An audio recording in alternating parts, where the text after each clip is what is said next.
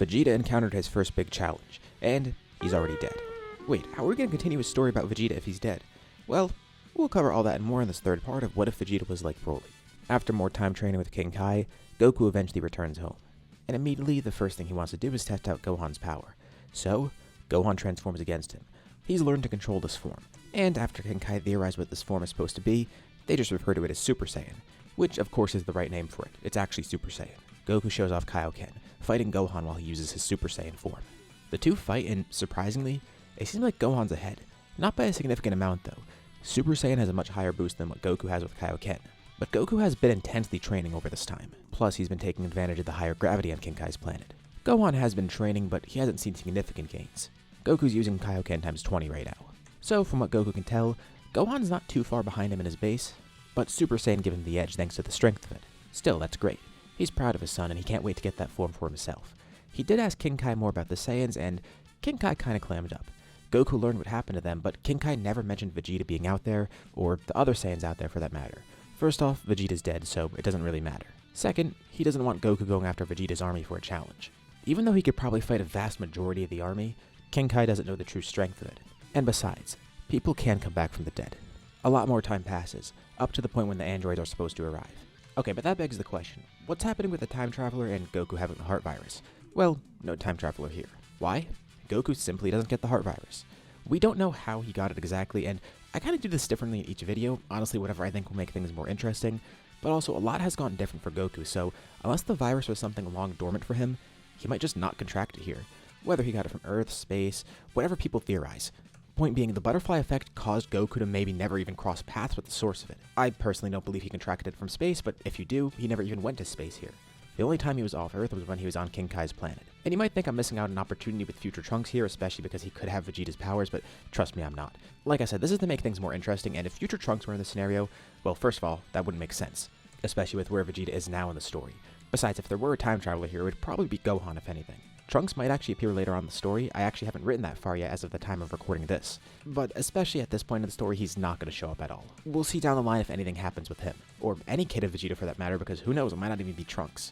Simply put, Trunks wouldn't show up here, and I don't really need to do another story with future Gohan. He shows up in a lot of them. So, the androids appear, and it's 17 and 18 like normal. Without time travel, it's not going to lead to 19 and 20 appearing. They show up in some random city and cause havoc, with no one expecting them. And of course, this leads the entire group of the Z-Fighters to fighting them.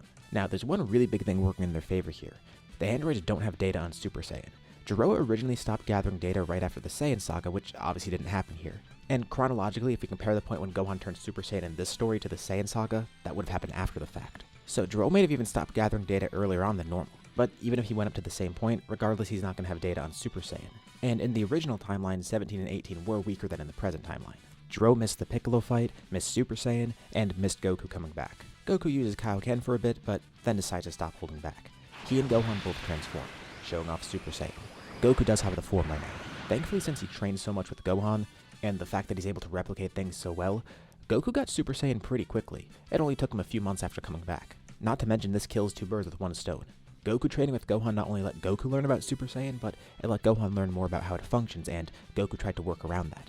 They haven't mastered it yet by any means, but it has become a lot better. Gohan is also a more experienced and confident fighter here. He started training earlier than Goku ever did, and also has Goku's own knowledge and training.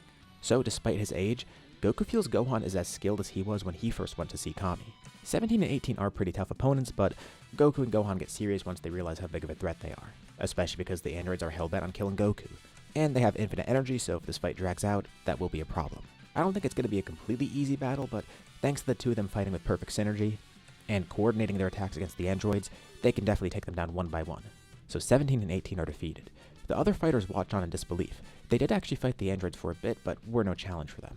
Tien can't believe what he's seeing, and Yamcha feels like he's completely left in the dust, even though he's continued his own training. Bulma did give him some great training facilities, and he spent time training with Krillin. Even after Goku came back from King Kai, they built a gravity chamber, so that's been helpful. So the humans have all been training. And honestly, Krillin's not too surprised with the power he's witnessing. He's seen firsthand both the growth of Goku and Gohan. Still, even though he's seen it before, it's amazing to see in a real battle. But not long after the androids are defeated, everyone feels two really strong powers approaching. And clearly, it's unrelated to the androids because they couldn't sense their power. Two space pods land on Earth, and Goku, Gohan, and Krillin go over to where they sense it. Thankfully, they land in the middle of nowhere, so it doesn't destroy anything right away.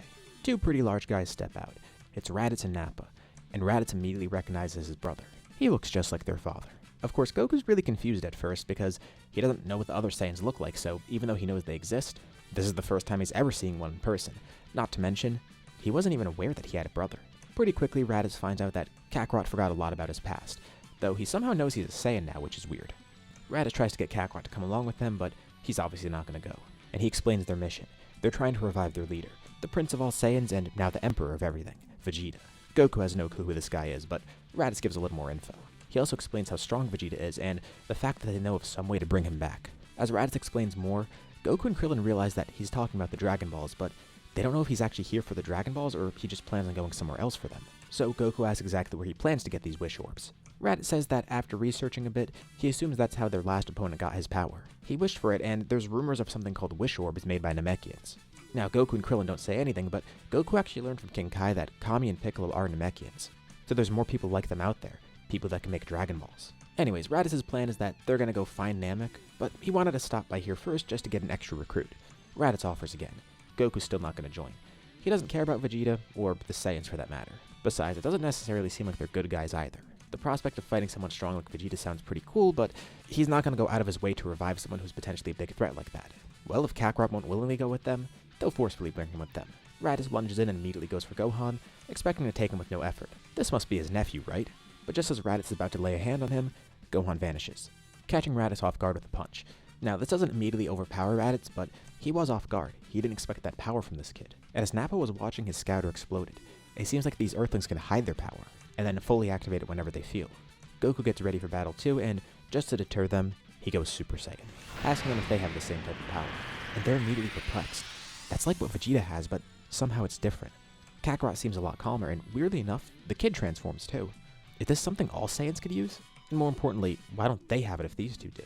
A brief fight ensues, and Goku easily defeats Nappa and Raditz. He suggests they leave if they're going to cause more trouble, and they don't really have any idea of what to do. Kakarot is far too strong for them to take, but he could still be a valuable asset. He is a Super Saiyan after all. That's what he called this form, and that's what they assumed Vegeta had. But why is it so different with Vegeta? They assumed it was something exclusive to him at first, but no. They're not sure if Kakarot's a threat to them, but they do know he's definitely not an ally. Well, it doesn't matter. They're just going to go after the wish orbs, if they even do exist, and they could definitely do that alone. They just wanted to have Kakarot on their side first, but if not, that's fine. Begrudgingly, the two of them retreat, going to Namek and looking for the wish orbs. Raditz really hopes these things exist because his research led them to this. Little does he know that they were just on a planet with Dragon Balls. He'll get Vegeta back. Krillin wonders if they should do anything about the other Saiyans, but Goku says to let them be. If there truly are more Dragon Balls out there and they're able to revive Vegeta, that's just more motivation for them to train and grow stronger. Besides, Vegeta's probably not as strong as they were saying. They thought they were pretty strong after all, and they got surprised by Super Saiyan. What they don't realize is that Raditz and Nappa's estimation of Vegeta's power was actually pretty accurate. Goku and Gohan may be stronger than those two, but Vegeta's far above anyone. But at least this gives everyone on Earth more motivation to train. On their way to Namek, Raditz and Nappa are discussing. Nappa wonders if they should tell Vegeta about Kakarot, and Raditz asks why. They definitely should tell him. But Nappa says it could set him off. Imagine if he knows there's another strong Saiyan out there, and he's a low-class one who's a Super Saiyan. Not to mention that kid too. Wouldn't that make them look really bad? If they tell Vegeta about Kakarot and Gohan, he'll ask why they weren't able to recruit them. Moreover, why those two are stronger than Raditz and Nappa. Yeah, maybe he's right. Again, they do have to walk on eggshells with Vegeta. Thankfully, this mission was done by them alone. No other soldiers came with them, and no one knows Kakarot's out there. If Vegeta found out, he'd probably find Nappa and Raditz useless. And even worse, he might get enraged, and they saw what happened last time he lost control. They arrive on Namek, and pretty much immediately, they terrorize it, asking about the Dragon Balls. It doesn't really take much effort. They feign being nice at first, saying they're here to revive a friend. But the Namekians see through this and can sense evil in their hearts.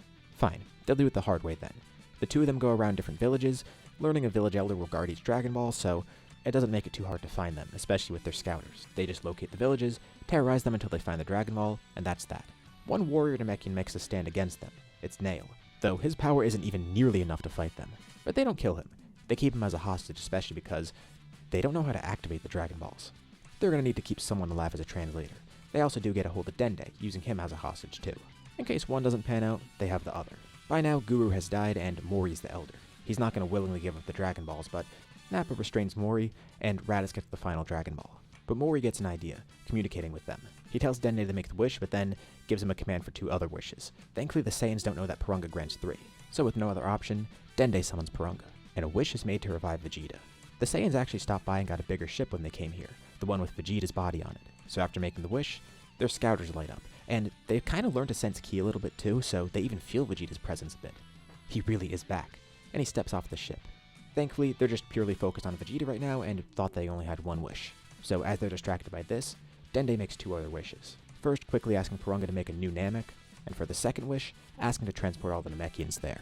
Before Vegeta even fully makes it off the ship, just as his feet hit the ground, the entire planet starts shaking. The Saiyans look over and see Porunga disappearing, and they see Nail launching a massive blast into the ground. The Namekians all then disappear too. Mori's plan worked. This way they have a new hidden planet, and all the remaining Namekians will go there. They'll revive the rest later. But unfortunately, they're trying to sacrifice their old planet too. They have no clue what these Saiyans are up to, but they definitely do want to try and kill them, so Nail detonates the planet. Raditz and Nappa are caught pretty off guard by this, not knowing what just happened. It looks like they had more wishes, but at least they got what they wanted. Vegeta's a little bit confused as to where he is and what's happened so far, but mostly he's just glad to be back and the fact that his body hasn't decomposed.